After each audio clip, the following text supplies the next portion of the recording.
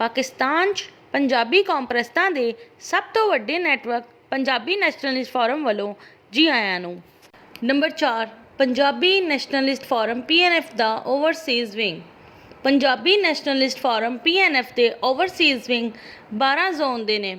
Number 1 Africa, number 2 Australia, number 3 Canada, number 4 ਰਿਆਸਤ-ਏ ਮੁਤਹਿਦਾ ਅਮਰੀਕਾ, ਨੰਬਰ 5 ਜਨੂਬੀ ਅਮਰੀਕਾ, ਨੰਬਰ 6 ਮਗਰਬੀ ਯੂਰਪ, ਨੰਬਰ 7 ਮਸ਼ਰਕੀ ਯੂਰਪ, ਨੰਬਰ 8 ਜਨੂਬੀ ਯੂਰਪ, ਨੰਬਰ 9 ਮਸ਼ਰਕੀ ਏਸ਼ੀਆ, ਨੰਬਰ 10 ਜਨੂਬੀ ਮਸ਼ਰਕੀ ਏਸ਼ੀਆ, ਨੰਬਰ 11 ਵਸਤੀ Asia, number 12 middle East. Punjabi nationalist form PNF ਦੇ ਓਵਰਸੀਜ਼ ਵਿੰਗ ਦੇ ਮਿਸ਼ਨ।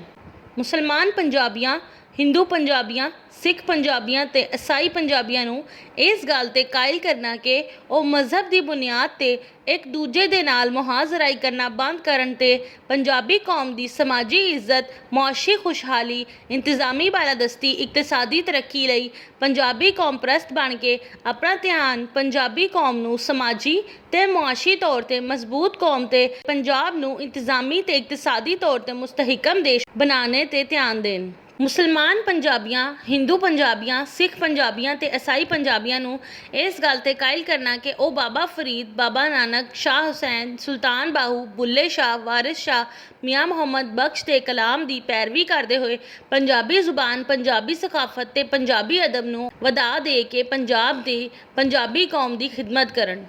ਪੰਜਾਬੀ ਕੌਮ ਦੀ ਸਮਾਜੀ ਇੱਜ਼ਤ, ਮੁਆਸ਼ੀ ਖੁਸ਼ਹਾਲੀ, ਇੰਤਜ਼ਾਮੀ ਬਾਲਾਦਸਤੀ, ਇਕਤਸਾਦੀ ਤਰੱਕੀ ਲਈ ਪੰਜਾਬੀਆਂ ਨੂੰ ਮਜ਼ਹਬ, ਇਲਾਕੇ, ਨਸਲ ਤੇ ਲਹਿਜੇ ਦੇ ਫਰਕ ਦੇ ਕਰਕੇ ਖਿਲਰਨ ਤੋਂ ਬਚਾ ਕੇ ਇਕੱਠਾ ਕਰਨਾ। ਪੰਜਾਬੀ ਨੈਸ਼ਨਲਿਸਟ ਫੋਰਮ PNF ਦੇ ਓਵਰਸੀਜ਼ ਵਿੰਗ ਦੇ ਜ਼ੋਨਾਂ ਦੇ ਜ਼ੋਨਲ ਆਰਗੇਨਾਈਜ਼ਰਾਂ ਨੂੰ ਦਸਤਿਆਬ ਹੋਣ ਤੇ ਨਾਲੇ PNF ਨੂੰ ਮੁਤਲਕਾ ਜ਼ੋਨ ਵਿੱਚ ਮੰਜ਼ਮ ਕਰਨ ਦੀ ਅਹਿਲੀਅਤ ਹੋਣ ਤੇ PNF ਦਾ ਚੀਫ ਆਰਗੇਨਾਈਜ਼ਰ ਮੁਕਰਰ ਕਰੇਗਾ।